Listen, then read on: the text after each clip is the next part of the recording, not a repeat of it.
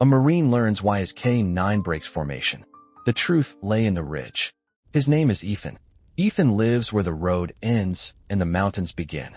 A place where cell service fades, where the wind speaks louder than people, and where every step feels earned. He is a Marine by training, but out here, he is simply a rescuer. A man who answers calls no one else can reach in time. This morning, the air is thin and cold. The sky hangs low and pale, like it is thinking about snow but has not decided yet. Ethan moves steadily along a narrow trail carved into the mountainside. Loose stone crunches under his boots.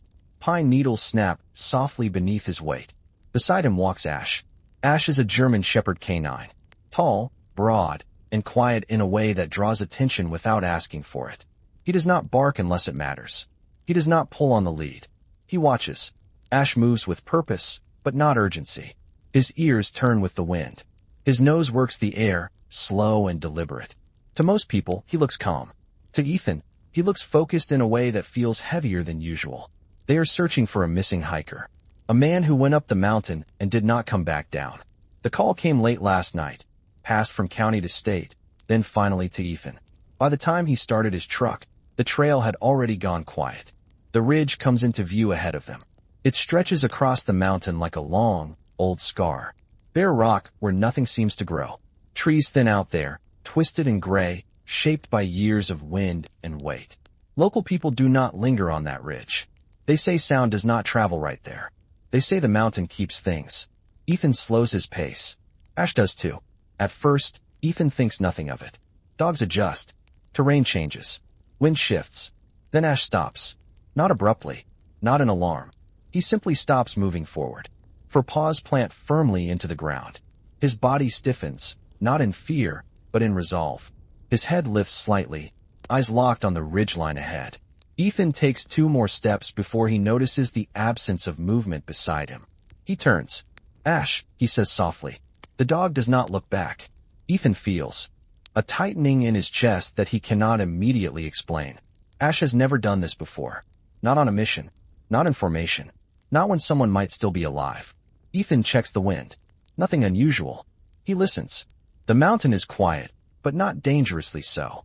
He steps back toward Ash, boots sliding slightly on the gravel. Come on, buddy, he murmurs, keeping his voice calm. We need to keep moving. Ash does not growl. He does not whine. He sits, facing the ridge. Ethan exhales slowly through his nose. This is not defiance. This is not confusion. This is something else. The air feels heavier here. Colder somehow. As if the mountain is holding its breath. Ethan kneels and places a gloved hand on the ground. The earth feels different. Harder. Older. Ash finally makes a sound. It is low. Controlled. Barely there. A sound Ethan has only heard once before, long ago, after something had gone wrong and could not be fixed. Ethan follows Ash's line of sight. The ridge does not move. It does not threaten. It waits. And for the first time since they started this search, Ethan realizes something that makes his stomach sink. Ash is not refusing to move forward because he is afraid. Ash is staying because he remembers. And whatever happened here, on this ridge, did not end when the mission ended. The mountain kept it. And Ash never forgot. The wind moves differently here.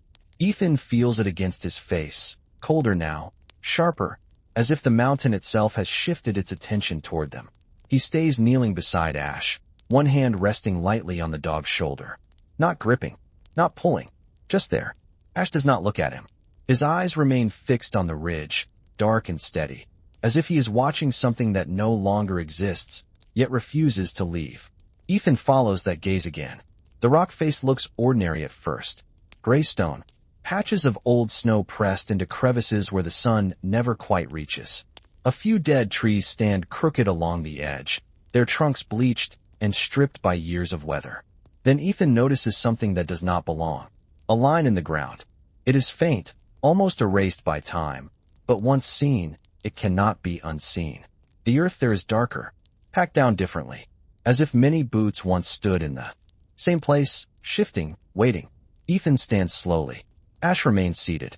Ethan takes one careful step forward, then another, eyes scanning the ground instead of the horizon now. His training rises to the surface, quiet and methodical. There, a piece of metal half buried near the ridge line. weathered, dull. Ethan kneels again and brushes snow and dirt away with his glove. A marker. Old rescue equipment, left behind when there was nothing left to carry out. Ethan swallows. He has seen these before. Not often. Most teams retrieve what they can.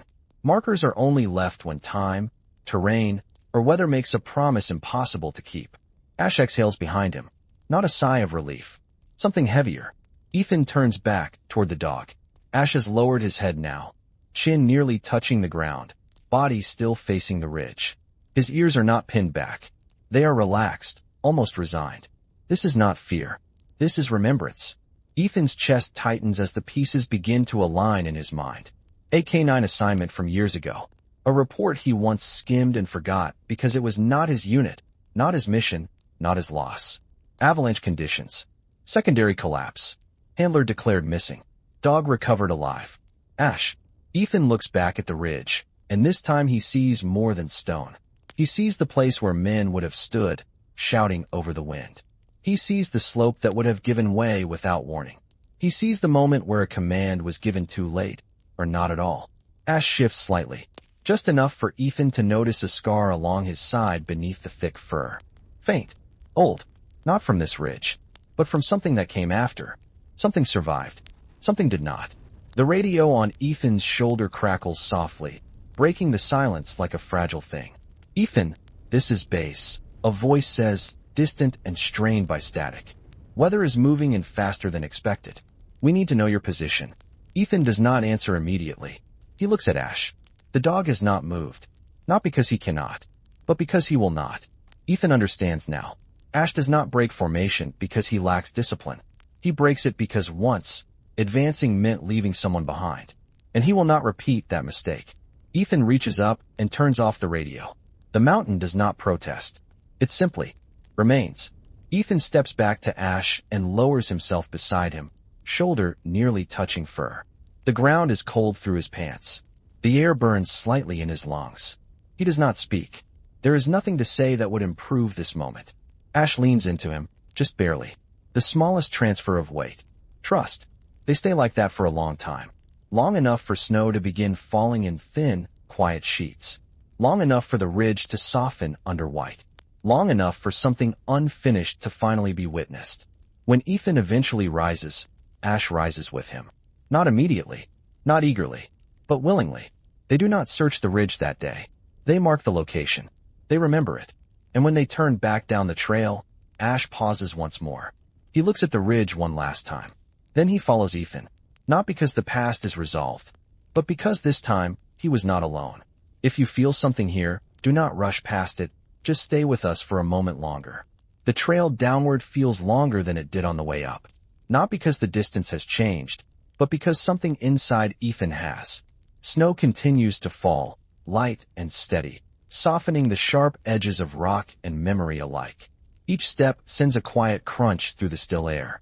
Ash walks beside him again, close enough that Ethan can feel the warmth of his body through the cold. They move without urgency. There is no one to chase now. No signal to follow. Only the mountain behind them, slowly disappearing into white. Ethan keeps his eyes forward, but his thoughts drift backward. To the ridge. To the marker. To the weight of knowing that some places are not meant to be fixed. Ash glances up at him once. Just a brief look. As if checking. Ethan nods, not sure why. Maybe to Ash. Maybe to himself. They reach a narrow bend in the trail where the trees grow closer together. The wind eases here, blocked by pine and stone. Snow gathers quietly on branches overhead. Ethan stops. Ash stops with him. Ethan lowers his pack to the ground and kneels, resting his hands on his thighs. His breath fogs the air in slow, controlled clouds. This is where we rest, he says aloud. Not a command. An acknowledgement. Ash steps forward and lies down near Ethan's boots, tail wrapped loosely around his legs. He rests his head on his paws, eyes still open, still aware. Ethan studies him.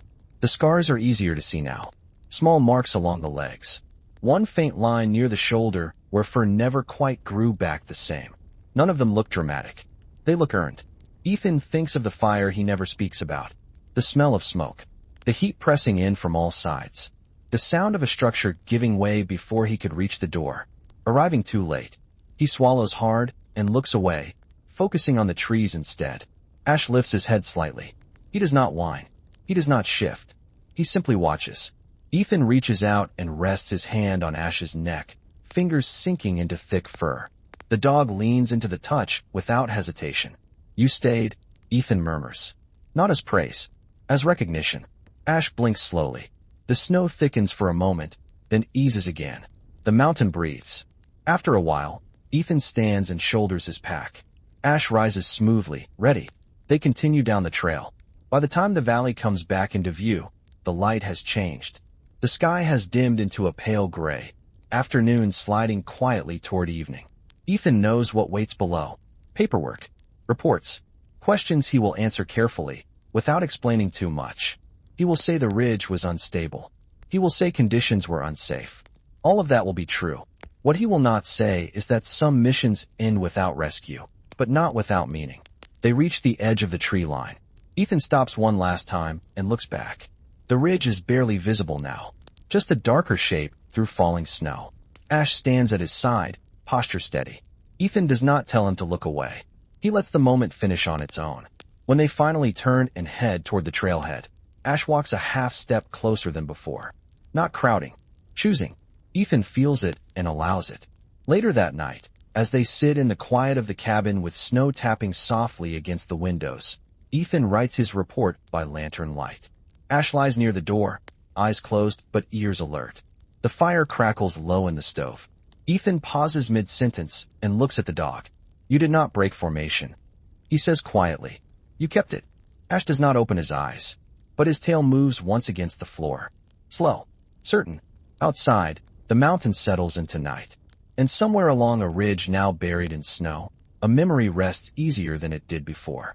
Because this time, someone stayed long enough to see it. Night comes quietly in the mountains. There is no dramatic shift, no sudden darkness. Just a slow dimming, as if the world is lowering its voice out of respect. Ethan sits on the wooden steps outside the cabin, watching the last light fade behind the trees. Snow has stopped falling, but the cold remains, settled deep into the ground and the bones of the place. The lantern inside casts a warm glow through the window, steady and patient. Ash lies nearby, stretched out along the edge of the porch. His body is relaxed, but not asleep. One ear twitches now and then, tracking sounds Ethan cannot hear. The mountain is never truly silent. It breathes. It shifts. It remembers. Ethan exhales slowly and rubs his hands together for warmth. The events of the day replay in fragments, not as images, but as sensations. The hardness of the ridge beneath his gloves. The weight of Ash leaning into him. The quiet understanding that settled between them without a single word. He realizes something then. They did not find the missing hiker. They did not bring anyone home. By most measures, this would be called a failure. Ash lifts his head and looks at him. Ethan meets the dog's gaze. "No," he says quietly. "Not a failure." Ash does not respond. He does not need to. Ethan stands and opens the cabin door. Warm air spills out, carrying the smell of wood and old pine. Ash rises and follows him inside without hesitation. The cabin is small. One room, simple and worn, shaped by years of use and long winters. A narrow table stands near the wall, scattered with maps and notes. The stove hums softly, its fire low and controlled. Ethan pours water into a kettle and sets it on the stove. The familiar routine grounds him. Ash settles near the door again, choosing a place where he can see both the entrance and Ethan. It is a habit, not a command. As the kettle warms, Ethan sits at the table and opens his notebook. The pages are creased and filled with careful handwriting. Dates, locations, outcomes. He begins to write. The pen moves slowly, deliberately.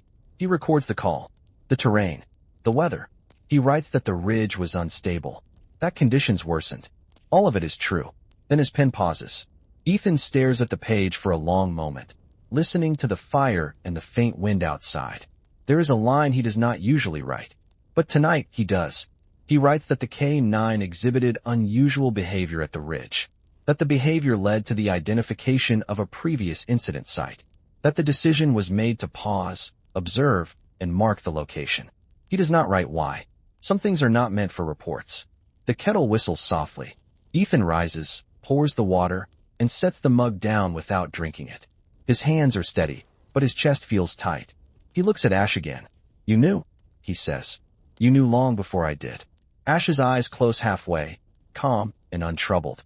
Ethan leans back in his chair. For years, he has carried the weight of arriving too late. The fire, the smoke, the door he never opened in time. He has told himself that staying busy was the same as moving forward, that responding to every call was a way of making amends. But today showed him something different. Ash did not rush past his pain. He did not avoid it. He stopped. He stayed.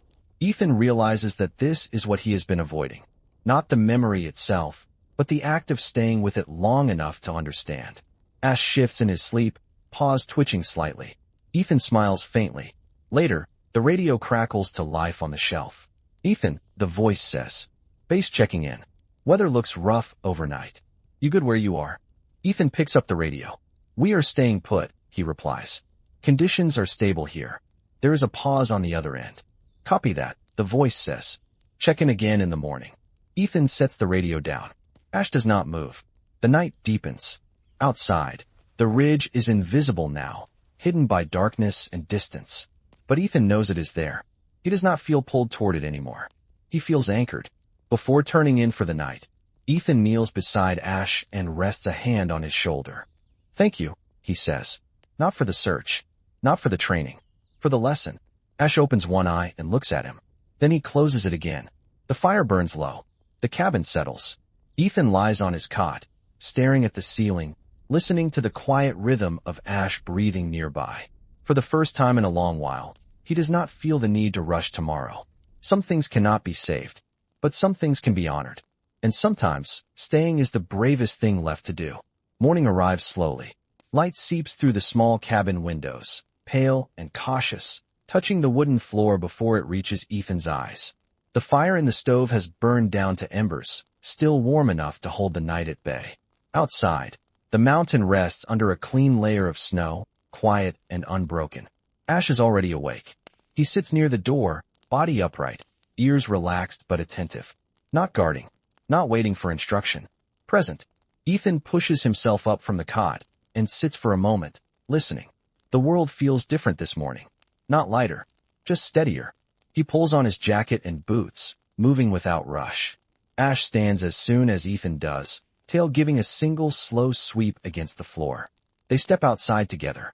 The cold bites at Ethan's face, sharp but honest. Snow crunches beneath their feet, fresh and untouched except for their own tracks from the night before. Ethan breathes in deeply. For years, mornings have felt like deadlines. Another chance to arrive on time. Another opportunity not to fail. This morning does not feel like that. Ash moves a few steps ahead, then pauses, turning slightly as if checking whether Ethan is still with him. Ethan nods. They walk a short distance from the cabin, stopping near the edge of the trees where the valley opens below. The ridge is hidden now, swallowed by distance and light, but Ethan knows exactly where it lies. He does not feel pulled toward it. Ash sits beside him, close enough that their shoulders almost touch. Ethan rests his hands on his knees. "You stayed again," he says quietly. "Not because you had to." Ash does not look up. He looks forward. Ethan understands. Staying is not something Ash does for others anymore. It is something he does to keep himself whole. Ethan feels the truth of that settle into his chest. They stand there for a long while, letting the morning finish arriving. The cold eases. The light strengthens. Eventually, Ethan turns back toward the cabin. "There will be another call," he says, more to himself than to Ash. There always is. Ash rises and follows him without hesitation. Inside, Ethan packs his gear slowly. Maps are folded. Supplies checked. Nothing rushed. He pours water into the kettle again, watching steam rise as it warms. Routine does not feel like escape today. It feels like balance. As they prepare to leave, Ethan pauses at the table and looks once more at the open notebook. The words he wrote last night remain clear. He does not add anything. Some entries are meant to stand on their own. They step outside, lock the cabin, and begin down the trail toward the trailhead. The path feels familiar now, but not heavy. Ash walks at Ethan's side, not in front, not behind. Together. Halfway down, Ash slows. Not stopping this time. Just easing his pace. Ethan matches it without thinking. They reach the place where the trees thin and the valley stretches wide. The road below is visible now, a narrow line cutting through white. Ethan pauses and looks at Ash. "You ready?" he asks softly. Ash meets his gaze. There is no fear there. No weight pulling backward. Only calm. Ash steps forward. Ethan follows. As they walk, Ethan realizes something that surprises him. He does not feel the need to outrun his memories today. They walk beside him, quiet, no longer demanding. Ash glances up once more, then looks ahead. For the first time, Ethan understands what his K9 has been teaching him without words. Rescue does not always mean pulling someone out. Sometimes it means staying long enough for the truth to be seen. And sometimes, that is enough to keep both souls moving forward. The call comes just after midday. Ethan hears the radio before he reaches for it, the faint crackle cutting through the quiet as they move along the lower trail. Ash is walking easily now, stride steady, tail relaxed. The mountain feels farther away with every step. Ethan lifts the radio and listens. "Ethan," the voice says, calm and professional. "New weather system moving in from the west. Command wants you off the mountain before nightfall. Return to base." Ethan closes his eyes for a brief moment. "Copy," he replies. "We are on our way down." He clips the radio back onto his shoulder. Ash looks up at him, ears tilting slightly. "We are leaving," Ethan says, more firmly than he feels. It is an order. Ash does not resist. He continues walking. They reach a narrow stretch where the trail hugs the slope, rock on one side and a steep drop on the other. Snow has softened the ground, hiding loose stones beneath a thin white layer. Ethan moves carefully, testing each step. Ash moves ahead, then pauses. Ethan raises his hand slightly, a signal Ash knows well. "Easy," Ethan says. Ash takes another step. The ground gives way. It happens quickly. A slide of snow. A shift of rock. Ash stumbles, hind legs slipping out from under him. He regains his footing almost immediately, but not before a sharp sound escapes his throat. Not a bark. A breath pulled too fast. Ethan is at his side in an instant. He kneels, hands already moving, checking joints, muscles, paws. Ash stands still, allowing it. There is no blood, no obvious break. But when Ethan presses gently along the leg, Ash flinches. Just once. That is enough. Ethan sits back on his heels, heart pounding. "You are hurt," he says quietly. Ash lowers himself to the ground without being told. The mountain seems to lean closer, watching. Ethan reaches for the radio again, then stops. He looks at Ash. The dog's breathing is controlled. His eyes are steady. He is not panicked. He is waiting. Ethan feels the familiar pressure rise inside his chest. The instinct to move. To comply. To leave before conditions worsen. The voice from the radio echoes in his memory. Return to base. Before nightfall. Ethan looks at the sky. Clouds are gathering again, slow and deliberate. He looks back at Ash. Ash does not try to stand. He does not look at the trail ahead. He looks at Ethan. Not pleading. Trusting. Ethan lowers the radio without turning it on. "We are not going anywhere," he says. He shifts his pack off his shoulders and sets it down. Then he shrugs out of his jacket and drapes it gently over Ash's back, creating a barrier between fur and snow. Ash exhales. Ethan checks the leg again, slower this time. Careful. Respectful. "It is not broken." He murmurs. "But you need time." Ash rests his head on the ground. The mountain breathes. Minutes pass. Then more. Ethan stays seated beside Ash, one hand resting against the dog's side, feeling each steady breath. He does not check the radio again. He does not look at the trail. The decision has already been made. Eventually, Ash shifts. He tests the leg carefully, then settles again. Ethan nods. "Good," he says softly. We wait. Snow begins to fall once more, light at first, then thicker. The world narrows to the space they occupy together. Later, the radio crackles again. "Ethan," the voice says, firmer now.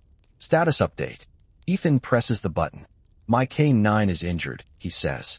"We are sheltering in place." There is a pause. "How serious?" the voice asks. "Serious enough?" Ethan replies. Another pause. "Understood," the voice finally says. "Stay safe. Check in when able." Ethan lowers the radio. Ash lifts his head slightly and looks at him. Ethan meets his gaze. "This time," he says, voice steady, "I am not leaving you." Ash's tail moves once against the snow. Slow. Certain. The mountain settles around them. And for the first time, an order is broken not out of defiance, but out of loyalty that knows exactly where it belongs. The snow thickens as the afternoon fades.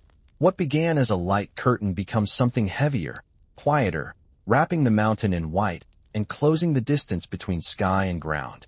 Ethan sits beside Ash, his jacket still draped carefully over the dog's back, his gloved hand resting against Ash's side. Ash's breathing is steady, slow, controlled. Pain has not taken his focus. It has sharpened it. Ethan watches the way Ash holds himself, the way he adjusts his weight, careful not to strain the injured leg. There is no panic in him, no frustration, only patience, the kind learned the hard way. Ethan shifts slightly, easing his own legs, then checks the shelter he has built from what little the mountain offers. A stand of low pines breaks the wind. The slope behind them blocks drifting snow. His pack rests open nearby, supplies laid out with quiet intention. This is not a place meant for comfort, but it is enough. Ethan pulls a thermal blanket from his pack and spreads it gently over Ash, adding another layer between fur and cold. Ash does not flinch. He does not resist. He trusts. The realization settles deeper than the cold ever could. Years ago, Ethan lost that trust in himself. The night of the fire, the sound of glass shattering, the heat that pushed him back when he should have gone forward. He had told himself it was circumstance, timing, bad luck. But sitting here now, beside a wounded dog who refuses to be rushed, Ethan understands something he never allowed himself to see. Arriving too late is not always the deepest failure. Leaving too early is. Ash shifts and lets out a low breath, almost a sigh. Ethan leans closer. "You are doing good," he says softly. Ash opens his eyes and looks at him. There is no question there. No doubt. Just presence. As the light fades completely, the mountain settles into night. The snow quiets everything. Sound disappears into white. Ethan switches on his headlamp briefly, checks Ash's leg again. Swelling, but not worsening. The dog tenses for a moment, then relaxes when Ethan's touch remains gentle and steady. "Not tonight," Ethan murmurs. "We stay." Ash's ears flick once. They stay. Time stretches. Ethan does not count minutes. He listens instead, to the wind shifting through branches, to the faint click of snow sliding from needles, to the rhythm of Ash breathing beside him. Eventually, Ash tries to rise. Slowly, carefully. Ethan moves immediately, one hand hovering near Ash's chest, ready but not forcing. Ash stands. He tests the injured leg, placing weight gradually, adjusting until he finds balance. There is discomfort, but no collapse. Ethan exhales a breath he did not realize he was holding. "You can stand," he says quietly. "That is good." Ash remains upright for a moment, then lowers himself again, choosing rest over pride. Ethan nods. "That is better," he says. The night deepens. Cold presses closer. Ethan pulls his hat lower and shifts nearer to Ash, back against the slope, shoulder close to fur. Heat transfers slowly between them. This is not the kind of rescue Ethan was trained for. There are no radios guiding him, no teams closing in. There is only the decision to stay and the discipline to see it through. Hours pass. Sometime before dawn, the snow eases. The wind softens. Ash stirs again. This time, when he stands, the movement is smoother.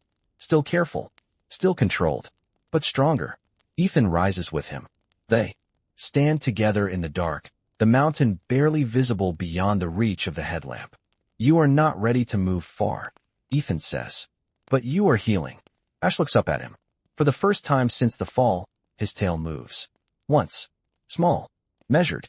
Ethan smiles faintly. They will not leave yet. Not until the light returns. Not until the mountain loosens its grip.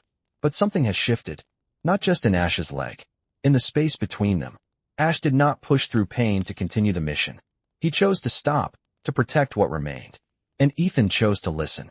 As the first pale hint of morning touches the sky, Ethan realizes that this is the miracle they were given.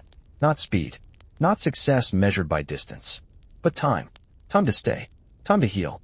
Time to choose each other without orders or urgency. The mountain watches quietly as they wait for day. And for once, it does not take anything more from them. Morning comes without ceremony. A pale light spreads slowly across the snow, turning the night into something softer, something survivable. Ethan opens his eyes and realizes he slept sitting up, back against the slope, one arm still resting near Ash. Ash is awake. He stands carefully now, weight balanced, injured leg placed with intention rather than caution. There is stiffness, but no collapse. Ethan rises slowly, joints aching from the cold, and watches. "You are stronger," he says quietly. Ash does not rush forward. He takes a few measured steps, then stops and looks back. Waiting. Ethan nods. They move together, slowly at first, testing ground and muscle and trust.